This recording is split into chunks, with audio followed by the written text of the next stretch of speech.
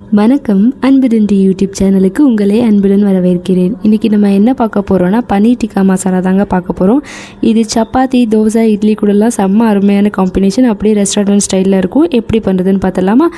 அதுக்கு ஃபஸ்ட்டு பன்னீரை மேரினேட் பண்ணணும். அதுக்கு தேவையான பொருட்கள்லாம் பார்த்தலாம். அதுக்கு 2 டேபிள் ஸ்பூன் அளவுக்கு தயிர் எடுத்துக்கோங்க. அதுக்கப்புறம் 2 டேபிள் ஸ்பூன் அளவுக்கு கடலை மாவு, 1 டேபிள் ஸ்பூன் அளவுக்கு ஓமம் எடுத்துக்கோங்க. அதுக்கப்புறமா 2.5 ஸ்பூன் அளவுக்கு காஷ்மீர் மிளகாய் தூள் ஆட் பண்ணிக்கோங்க.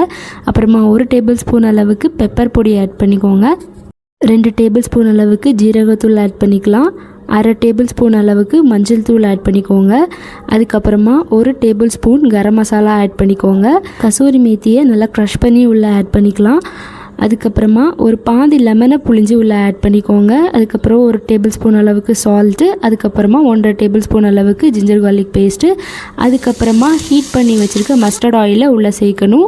அப்புறம் பன்னீரை நம்ம க்யூபாக கட் பண்ணி அதையும் உள்ளே சேர்த்துக்கலாம். அதுக்கப்புறமா ஒரு ஆனியன், ஒரு கேப்சிகம், அதுக்கப்புறமா ஒரு டொமேட்டோ, இதையும் க்யூபாக கட் பண்ணி உள்ளே ஆட் பண்ணி எல்லா மேரினேஷனுக்கு எல்லாத்தையும் சேர்த்து நம்ம கலந்து விட்டுக்கலாம். 15 to 20 மினிட்ஸ் இதை மேரினேட் பண்ண விட்டுறணும். அதுக்கப்புறமா ஒரு பேன் எடுத்துக்கோங்க. பேனில் ஒரு பாதி பட்டரை ஆட் பண்ணிக்கலாம்.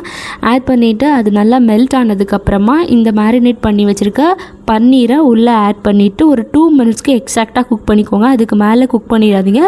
அதுக்கு மேலே குக் பண்ணால் பன்னீர் ஹார்ட் ஆயிரும். ஸோ 2 மினிட்ஸ்க்கு அதை நல்லா வதக்கி எடுத்துக்கோங்க. அது அந்த பட்டர்லேயே கடந்து நல்லா குக் ஆகணும். அப்போ தான் அந்த வெஜிடபிள்ஸ் எல்லாமே க்ரன்ச்சி ஆகும். ஸோ 2 மினிட்ஸ்க்கு அப்புறமா நம்ம ஸ்டவ்வை ஆஃப் பண்ணிடலாம்.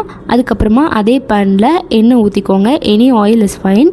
நான் இங்கே கோகோனட் ஆயில் ஆட் பண்ணியிருக்கேன். எண்ணெய் நல்லா சூடானதுக்கப்புறமா அதில் 1 டேபிள் ஸ்பூன் அளவுக்கு ஜீரகம் ஆட் பண்ணியிருக்கேன். அதுக்கப்புறமா 1 வெங்காயத்தை நல்லா பொடிசாக கட் பண்ணி அதையும் உள்ளே ஆட் பண்ணிக்கோங்க. இதை அந்த எண்ணெயிலே போட்டு நல்லா வதக்கிக்கோங்க.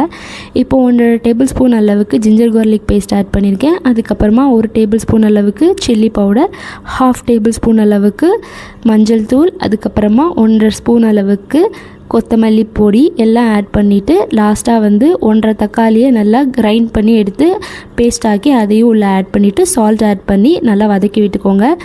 இது அந்த ஆயிலில் கிடந்து நல்லா சாட்டே ஆனதுக்கப்புறமா கொஞ்சமாக தண்ணி ஊற்றி அதை நல்லா கொதிக்க விட்டுடலாம். ஒரு 2-3 நிமிஷம் அது நல்லா கொதிக்கட்டும். அதுக்கப்புறமா நம்ம மேரினேட் பண்ணி வச்சுருக்க பன்னீரை உள்ளே சேர்த்து அதையும் குக் பண்ணணும்.